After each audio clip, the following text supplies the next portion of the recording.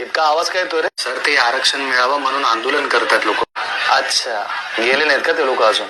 6 दिवस झाले अजून तिथेच बसून आहेत. सर लहान तोंडी मोठा घास. पण एक विचारू का? विचार ना.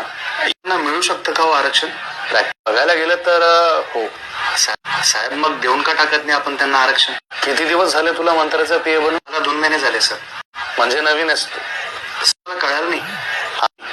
आज जर आपण त्यांना आरक्षण दिलं ना तर उद्या यांची पोरं शिकतील, सरकारी नोकऱ्यांवर मोठमोठ्या हुद्द्यांवर पोहोचतील, सरकारी योजनांचा लाभ घेऊन बँकेकडून कर्ज घेतील आणि स्वतःचा व्यवसाय उभा करतील. आणि हळूहळू करत यांचं गाडं एकदाच रोडावर आलं ना तर त्यांच्या व त्यांच्या परिवाराच्या सर्व समस्यांचं निवारण ते स्वतः करायला शिकतील. आणि मला एक सांग, असा शिकला सवरलेला समाज, आत्मनिर्भर समाज आबासाहेबांना वाढदिवसाच्या हार्दिक शुभेच्छा असे पोस्टर लावत गावोगाव फिरतील का? अरे मुद्दा माहित नसताना आपल्यासाठी आंदोलन करतील, लाठ्या काट्यांचा मार सहन करतील का? नाही ना.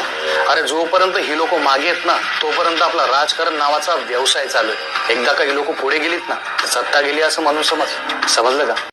आपल्या युवा पिढीबद्दल ही लोक किती जागरूक आहेत कळालं. म्हणून म्हणतो शिक्षण करा, स्वतःचा व्यवसाय सुरू करा. अरे छोट्यातला छोटा व्यवसाय सुरू करा, पण आत्मनिर्भर बना. हे लोक आपल्या भविष्याबद्दल किती सिरियस आहेत.